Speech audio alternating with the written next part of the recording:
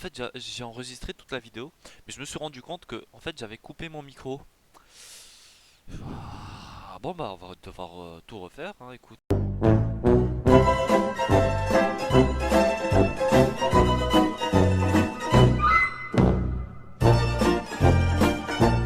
Et donc, yo tout le monde, c'est Capillon, on se retrouve dans une nouvelle vidéo afin de vous montrer comment customiser votre terminal sur Windows avec Oh My Push. Donc, en gros, c'est un logiciel qui vous permet de customiser votre terminal. Donc, vous allez chercher sur Microsoft Store le PowerShell et vous allez appuyer sur obtenir. Donc, attends que ça s'installe au pire.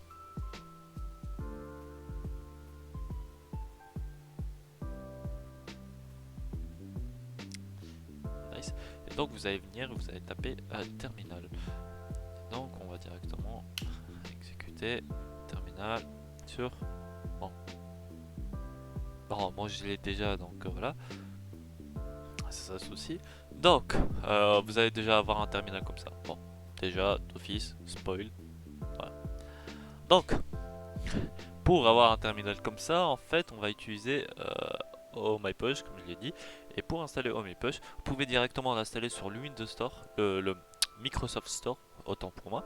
Et ou bien vous pouvez l'installer avec Winget, le gestionnaire de package sur Windows. Donc vous allez taper Winget Search Oh My Push. Donc on va chercher l'ID de Oh My Push.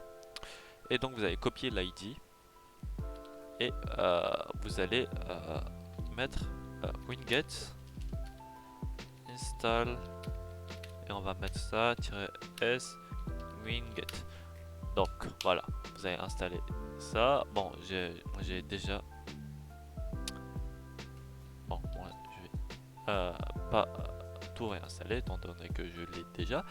Et donc après avoir tout installé, donc après avoir installé OmePush, vous allez taper la commande O. Déjà, vous allez redémarrer votre terminal parce que c'est très important. Et vous allez appuyer, vous allez mettre OmePush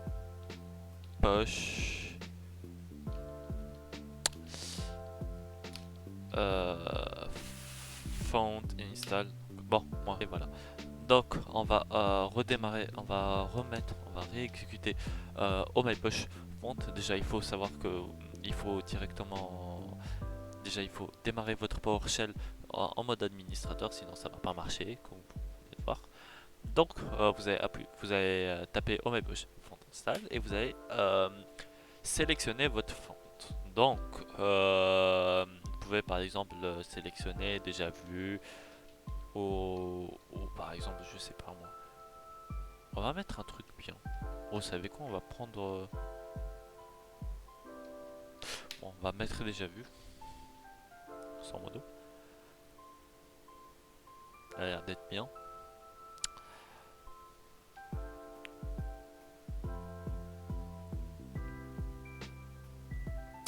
Et donc, après avoir tout installé. Donc, après avoir installé votre fonte, vous allez venir ici, paramètres. Et vous allez dans PowerShell. Vous allez mettre dans apparence et vous allez mettre type de police.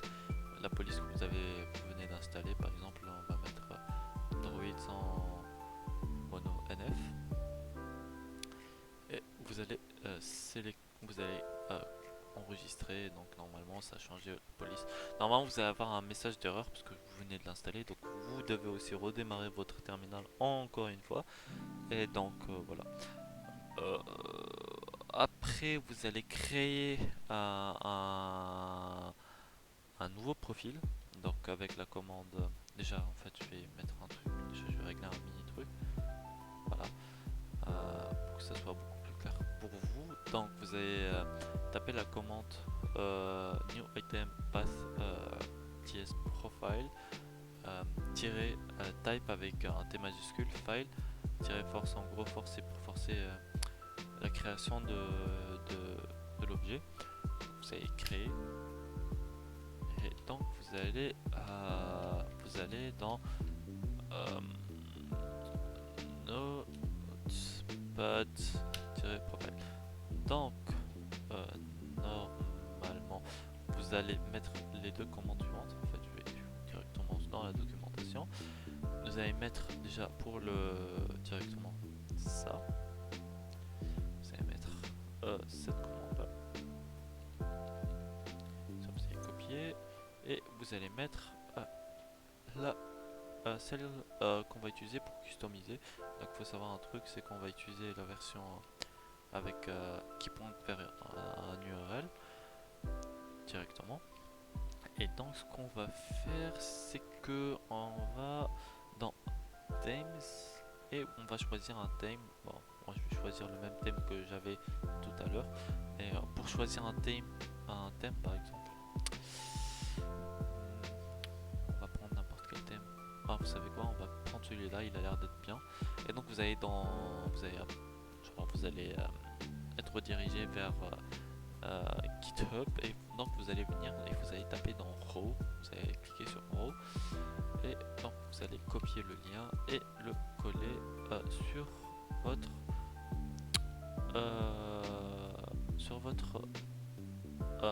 sur le fichier qu'on vient de créer tout à l'heure. Donc ce que vous allez faire maintenant, c'est que vous allez mettre normalement .profile et normalement votre truc est censé apparaître. Donc votre thème est censé load. Voilà. Et donc pour mettre ça sur VS Code, parce qu'en gros parce que vous allez avoir des soucis sur VS Code, vous allez venir, vous allez dans, si je dis pas de bêtises, préférences. Voilà, normalement, voilà, pour avoir ça. Donc vous allez dans préférences, settings et vous allez rajouter le nom de votre thème. Donc moi c'est, oh, j'ai oublié le nom du thème déjà.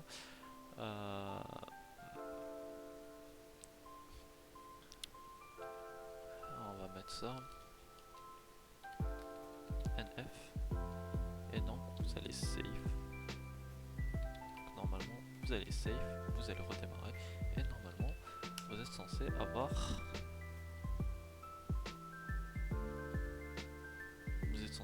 votre terminal qui doit s'exécuter ici. Juste voilà. Donc j'espère que ce tuto vous aura plu. Donc n'hésitez pas à me le dire dans l'espace commentaire. Sur ce, je vous laisse.